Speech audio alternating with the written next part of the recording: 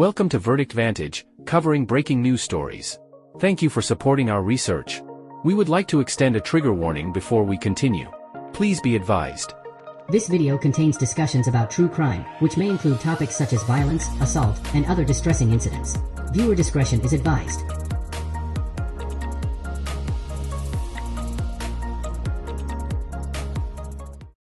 Verdict Vantage, thanks you for tuning in.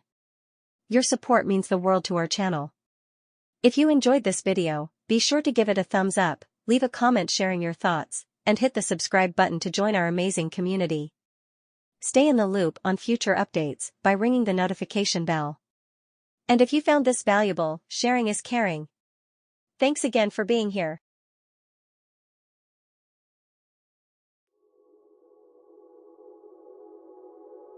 A developing story with Boeing Starliner, as we saw it go smoke and fire on June the 5th, and it could be quite some time until those two astronauts return home to Earth. I want to put up this tweet right now from the New York Post saying the astronauts who went to the ISS, the International Space Station, for 8 days could be stranded in space until 2025 because of problems with the Boeing ship. So this is a big development in terms of this. The two astronauts, they've already been stuck in space for more than 60 days, may have to wait until next year. NASA acknowledged that the astronauts who arrived on the maiden voyage of the Boeing Starliner spacecraft may have to be rescued by the rival SpaceX Crew Dragon, though the vessel won't be ready until February. So a lot to get into in terms of the timeline, but an extended stay at the International Space Station for these two very experienced astronauts.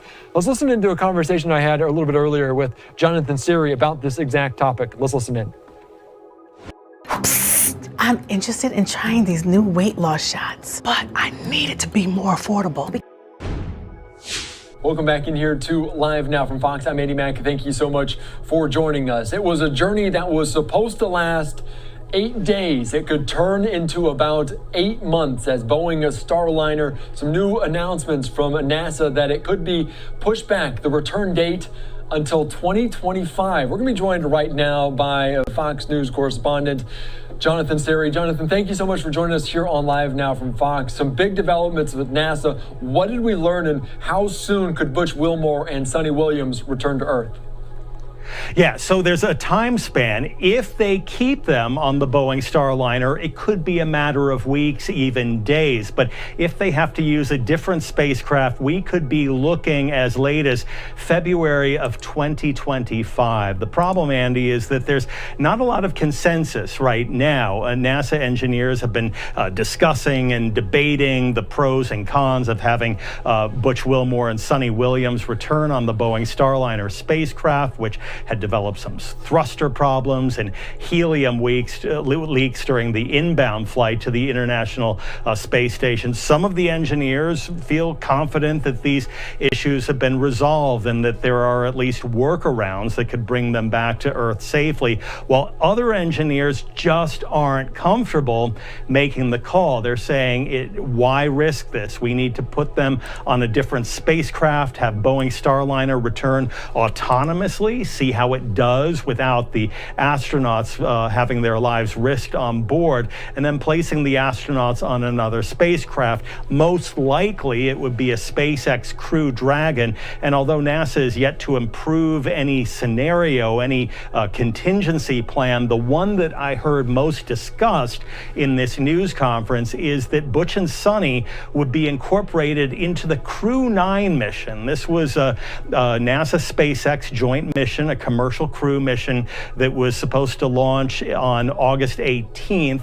They announced yesterday that they were pushing this to late September 24th, to give them more time to deal with the Boeing Starliner issue. Well, under this plan, if they were to incorporate them into Crew 9, instead of the 4 astronauts who have been selected to launch on Crew 9, that would be reduced to 2 astronauts. 2 astronauts and 2 empty seats. Launching in late September, the 2 astronauts would reach the International Space Station. They would join Butch and Sunny, who would officially become part of Crew 9, participate in all of the experiments going on over the next 5 months or so, 5 to 6 months. And then sometime in February, all 4 astronauts would return on board that SpaceX Crew Dragon spacecraft. So a wide range. We're talking about either days or perhaps as many as 6 months before Butch and Sunny return home. Yeah, a little bit of a traffic jam there at the International Space Station on the way, and a lot to be decided as, like you said, people within NASA not at a consensus right now, and they may have to decide by mid-August maybe what goes into that decision, and would we get any clarity on maybe which way they're leaning? Yeah, well, they perform tests both on the ground and in space on the thrusters, and they're trying to emulate the problems that the astronauts encountered on the way to the International Space Station. What they believe, the leading theory, is that it has something to do with heat affecting the seal, causing the seal to expand while it heats up and then contract when it cools down.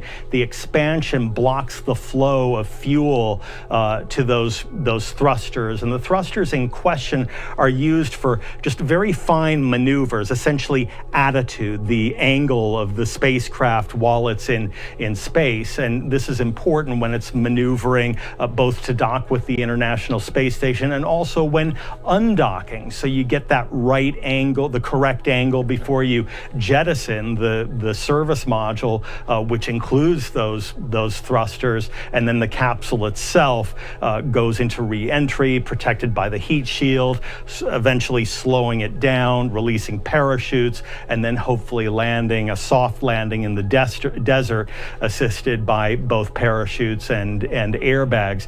And so when they did these hot fire tests with the spacecraft still docked with the International Space Station, the thrusters had had some time to cool down, and they just weren't encountering the same problems. They were working in near ideal conditions, and so that led some engineers to believe that it would be safe enough for the brief amount of time that the spacecraft would be free from the International Space Station, and before you jettison the thrusters and the service module and the capsules on its own re-entering the atmosphere. And then there are other engineers saying, until we can emulate this exact problem either in space and on Earth and know 100% what the cause is and what the solution is, it's not worth risking human life. And one NASA official said these discussions can be uncomfortable, but they're also good, that people ultimately feel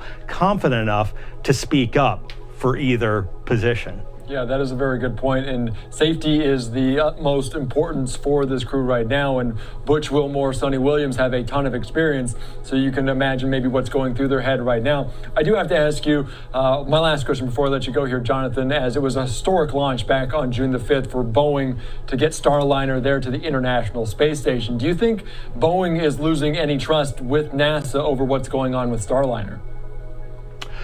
NASA officials actually expressed optimism about the Boeing Starliner's future with the program. They said that ideally they would like to see the astronauts return on board Starliner so that they have a full set of data on what it's like to have a spacecraft with astronauts doing that entire mission from launch to landing.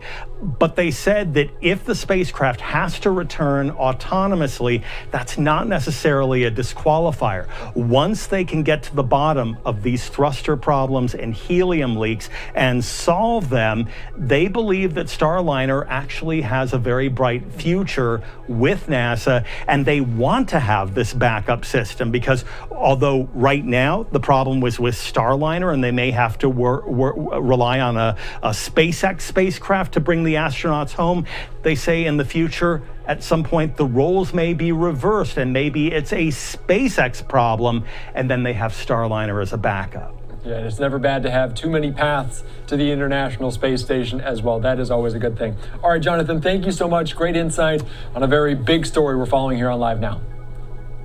My pleasure. All right, thank you again to Jonathan Seri for that report. The astronauts who went to the ISS for 8 days could be stranded in space until the next calendar year because of problems with that spaceship. All right, right now let's take you back out to some comments right now from NASA. They held a teleconference earlier on today talking about the resupply mission, but also talking about the timeline for Starliner as well as Crew 9. Let's listen into some of these remarks here from earlier, courtesy of a teleconference. Good afternoon. Thank you very much for joining us today. You know, as Ken noted, we take the accurate and timely sharing of information very seriously, and so I hope I can share with you the most up-to-date and relevant information on the ISS side related to onboard activities. On board right now we have 6 spacecraft attached to station with the arrival of Northrop Grumman 21 Cygnus mission recently. We have a number of spacecraft arrivals and departures that are upcoming in the next few weeks. We have a departure of the Progress 87P on August 12th. We've got the arrival of the next Progress, which is 89P, on August 17th. Next arrival of the Soyuz 72S will be on September 11th. That'll be carrying NASA astronaut Don Pettit. And then after a handover period, the 71S Soyuz will depart on September 23rd with Tracy Dyson. One of the things in this scenario that Steve laid out for you in terms of vehicle sequencing, given that we have only 2 docking ports on board, and right now we've got Crew 8 vehicle on board and we've got Starliner on board. Before we launch Crew 9, we will need to undock the Starliner first, so that's first in the sequence of events. So after Starliner undocks, we'll launch Crew 9, and as Steve said, that's now moved to late September. Of course, the crew will do a handover, and then Crew 8 would leave about a week later. And around the corner after that, we will launch our SpaceX 31 Dragon cargo resupply mission. I know in previous briefings I've mentioned that it's been helpful to have the extra set of hands on board with Butch and Sunny. They've been continuing to help us out quite a bit with maintenance and getting extra science done on board, which we really appreciate. I do want to highlight a few other special topic, a few other things for you.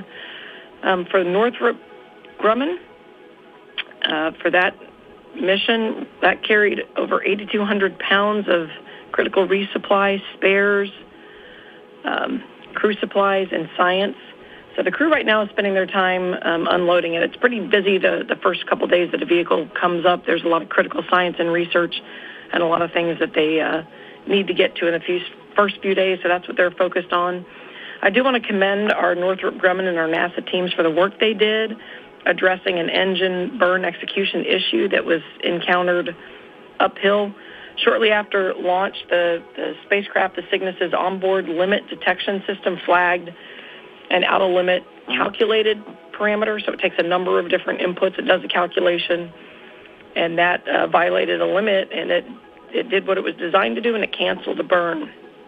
The Northrop team took a close look at all of the individual engine parameters and determined that all of the hardware was actually functioning within acceptable limits. That calculation is a little bit more conservative, and so they reworked the far-field rendezvous plan to keep us on time with our planned arrival time. It was pretty impressive to watch them do that, and of course that was important to us because there's a lot of science and research that has limited time frames that it can handle between launch and arrival. So they did a fantastic job recovering and reworking the plan after that burn issue they had. Yesterday's capture of NG-21 was actually the 50th free flyer capture that we've done on board station. Of course, we used the SSRMS or Canada Arm 2 to do that. That's pretty impressive. The first one was about 15 years ago. It was HTV-1. That was on September 17th, 2009. And I'm kind of tickled by that data point because I was the lead flight director for HTV-1, and I remember sitting on console that day. First time we'd ever tried to capture a free-flying vehicle with a robotic arm, and pretty impressive now to think that we've now done 50 of those. And then, as I mentioned, Progress 89P is coming up, and of course that is loaded with a lot of food, propellant, and supplies for the Expedition 71 crew.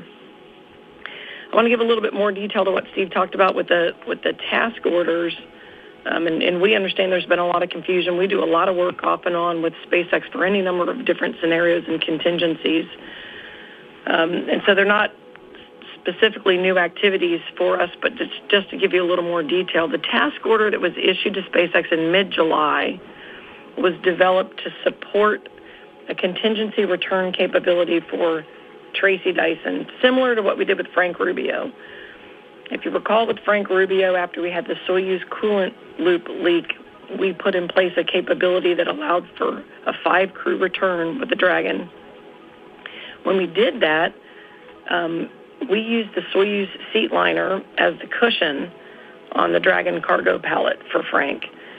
And what we realized after that is ideally we wouldn't be taking the Soyuz seat liner and moving it. It is vulnerable to damage when you pull it out and you move it around. And so we worked in a solution that uses a foam, just different foam basically for the cushioning, and didn't require us to move the seat liner. So that gives us a lot more flexibility and doesn't put that Soyuz seat liner at risk. So that's the work that we had SpaceX do in mid-July, and that's actually the generic contingency configuration that we plan to use for all of our Soyuz crew members if we ever encountered a Soyuz vehicle issue and needed to use the Dragon. And then as Steve mentioned, we also increased that number to 7, just so that we have a full range of capabilities for future contingencies. We are really fortunate that we've got evolving capabilities in a framework that allows us to put in place alternate crew contingency options. I think the Soyuz coolant leak taught us quite a bit. You know, we'd always been protecting for anomalies on board station, but you know, you can have any number of an anomaly on a crew vehicle too, whether it's a micrometeoroid strike or anything else. So smart for us to always have backup plans in place. Steve mentioned the specific backup plan for Starliner, and just to give you a few other pieces to that plan, if we did fly up Crew 9 with 2 crew, our plan is to leave Butch and Sunny on board to execute the rest of that expedition. They would return on Crew 9 with the normal crew rotation timing. A couple years ago, we made the decision, knowing that this was a test flight, to make sure that we had the right resources, supplies, and training for the crew, just in case they needed to be on ISS for whatever reason for a longer period of time. So Butch and Sunny are fully trained. They're capable and current with EVA, with robotics, with all the things we need them to do. Of course, as you know, they have both actually done expeditions on board station previously. They've also done EVAs for us. I did pre-position their EVA gear earlier in the year just to have that on board, so they've got suits that fit them, and so no issue or challenge with them performing the increment if we really had to do that. And to reiterate what Steve said, those are backup contingency plans. We have not made any decisions at all in terms of anchoring to a specific plan.